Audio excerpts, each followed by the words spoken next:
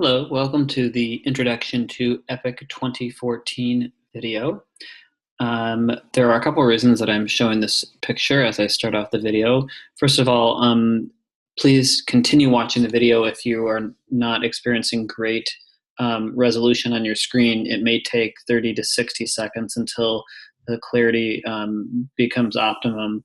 And so I just wanted to have something else on the screen before I started talking about Epic. Number two, anyone recognize this guy and where he's from?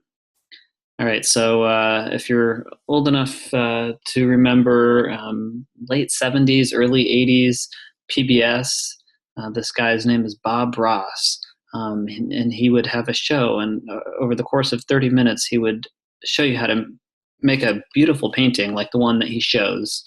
And the reason that I have this picture up here is, number one, his voice was so soothing.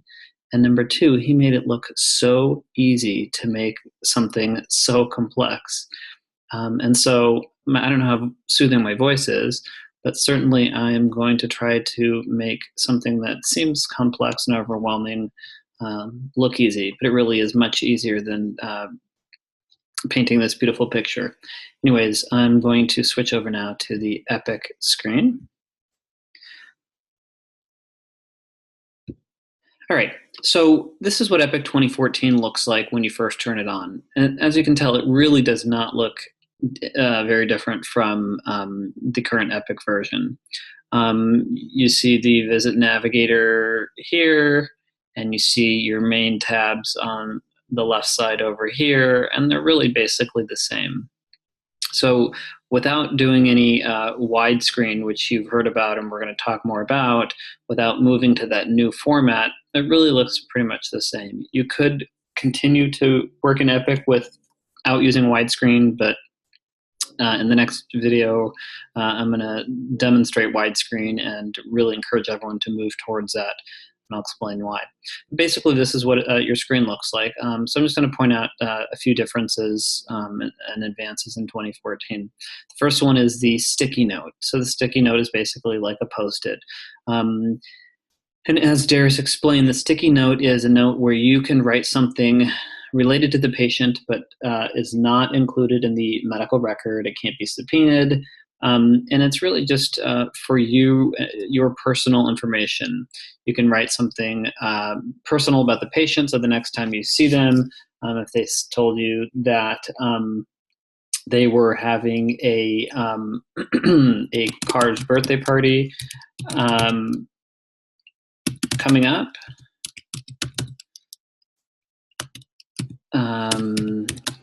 in June, then when you see them next time, you can ask about it, and they'll be amazed that you remembered that they were having a Car's birthday party. And what you can see is I went into this My Sticky Note, I clicked in it, and this yellow sticky note came up. I typed in the information that I wanted in there, and then I closed it.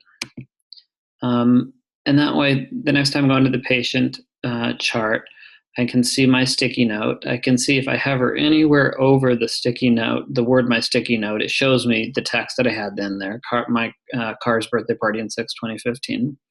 And I also can click on this yellow button, which looks like a note.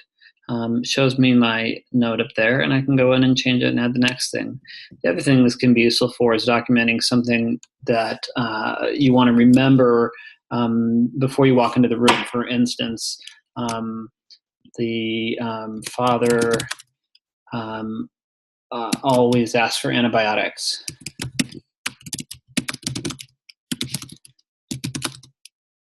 For URIs. And that way, if you take a peek at this before you walk in the room and you can see, oh yeah, this guy always asks for antibiotics, you can kind of be prepared, get that brick wall going. And you can put other things in there. Mother can be high maintenance, whatever you want. The idea is, obviously you don't want anything inappropriate, but this sticky note is for this patient only.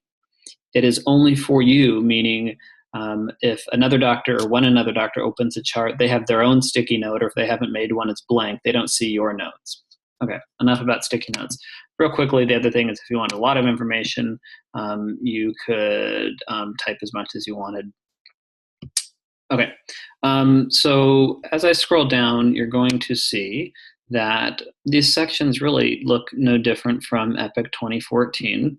I'm scrolling down and I'm seeing these Visit Navigator sections as I scroll down. See the problem list, medications history, etc. So I'm just going to point out a couple of cool things with 2014 in this video. First one is you can see here, mark all as reviewed. All right, so the idea is as you're going through, instead of having to mark each individual allergy problem list medication as reviewed, you can look at them, yep, they're all good, click mark as reviewed, and they all have been now marked as reviewed by me at this time by just clicking on the one button. As I scroll down further, again, you can see it still looks very similar to Epic 2010.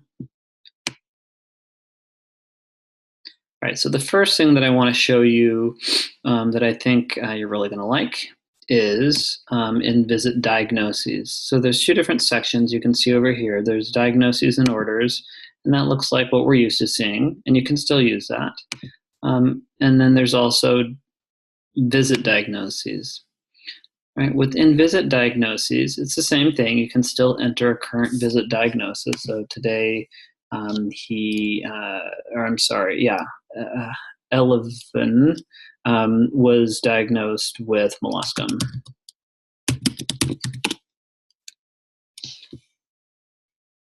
And I'm just going to double click on it, and you can see that I added molluscum to his diagnosis list. I've also been in this encounter today already, so these diagnoses are already in here.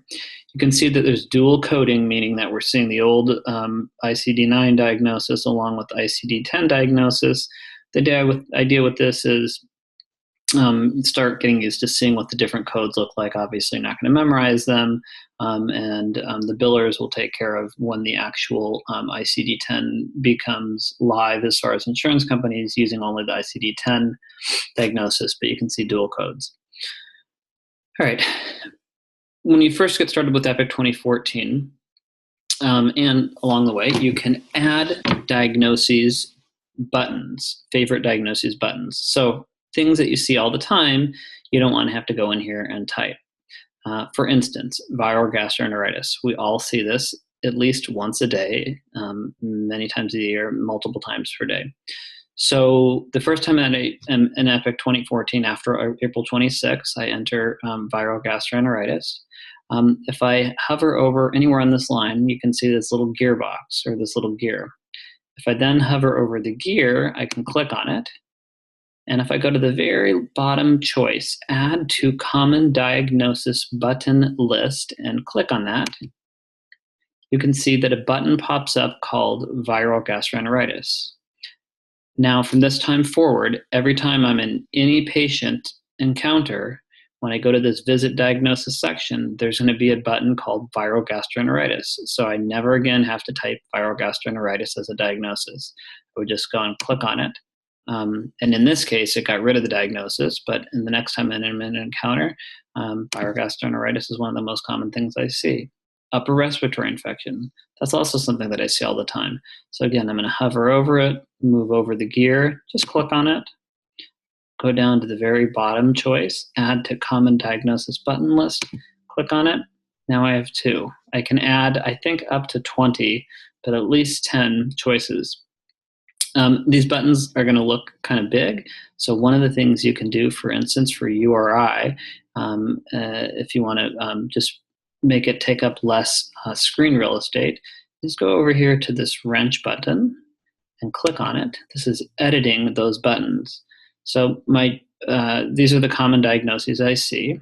If I want URI just to say URI, not upper respiratory, and then it kind of gets cut off, the caption, I'm going to change it to just say URI. And the caption for gastroenteritis, maybe I'm just used to calling it gastro. The other thing that you can do within this diagnosis list is if you know a bunch of them and you want to ahead of time, you're in an encounter and you want to just create a bunch of buttons, you could just start adding them on in here. So for instance, I see insect bites all the time. And I'm going to pick insect bite, and I'm going to call the caption insect bite, and then I'm going to accept. All right, so I've got these choices. From now on, anytime I see a patient, those are all be choices, and the most common things I don't have to type in as a visit diagnosis anymore. The next thing that I want to show you on this section in visit diagnoses, similar to up here in diagnosis and orders. So we're used to, if you see a problem or you see and make a diagnosis, and it's really a common, or it's something that you want to add to the problem list, you're going to click on it, and you're going to click on this right arrow, and it would add it to the problem list. And for now, I'm just going to get rid of that. Or not. But similarly, in the visit diagnosis section, if molluscum contagiosum, if it's a significant case and it's a problem and it's something that I think is going to be dealing with for a while and it's really clinically significant, and just go over here, you can see the top of this is called PL for problem list. And same thing, the arrow, I'm going to move it, add diagnosis to problem list. All I have to do is click on it, and there's a check mark showing that it's added to the diagnosis, to the problem list.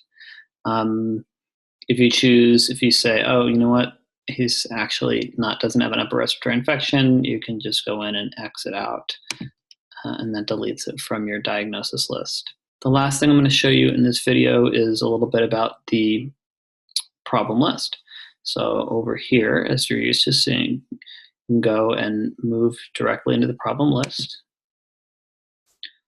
All right, and I didn't want that showing yet. So this is your problem list, similar to what you're used to seeing.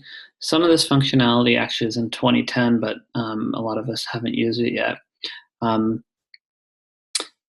You see a patient and you're going through problem list, and you know that you're seeing him for something that's in the problem list on that particular visit. I'm seeing him for his chronic cough, at this particular visit, just like we did from the diagnoses, adding it to the problem list. I can, as I'm going through the problem list, I can say, well, we're talking about this. I'm going to add it to the visit diagnoses, and then adds it to the visit diagnoses. Another thing that I want to show you, which actually isn't new to 2014, but I just learned about this, and I think it's pretty cool. If you expand any particular problem from the problem list, you have these sections: details, current overview, current assessment, and plan note. So for instance, you're seeing a child for a well visit, where you want to briefly or in more detail review each problem on the problem list and show that we've written something about it and updated it. Basically, I go into ADHD, I go into my current assessment and plan note. This is for today. What have we talked about with ADHD today? Well, today mom told me that he's had significantly improved symptoms since we increased the Ritalin from 5 to 10 milligrams. If I want to look at all the previous notes from different dates related to this specific problem that have been entered in this problem list section, I can go over here to view all notes. And this is showing me all of the assessment and plan notes that I had entered in the problem list related to that problem, going all the way back to the same day, or no, to 3 days ago. And I can see all the different things related to that problem that I've documented, just brief notes related to that problem. Finally, and I believe this is new for EPIC 2014, the attached medications. So previously, I've seen this patient for ADHD, I've diagnosed him with it, I've prescribed Adderall, and I've associated Adderall with that diagnosis. So in the problem list under ADHD, it's showing me that Adderall is an associated medication. Mom's here today, they may be here for his cough, but she's like, you know what, I need a refill on the Adderall. Obviously, this is a controlled substance, another issue, but as a demonstration piece, I can just go in as we're talking about the problem list and reorder that medication right from there. And I can go down and sign it from the problem list.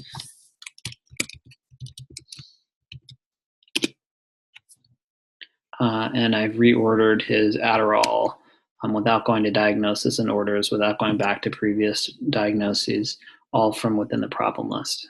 All right, so that's all I'm going to cover for our initial video. Thank you.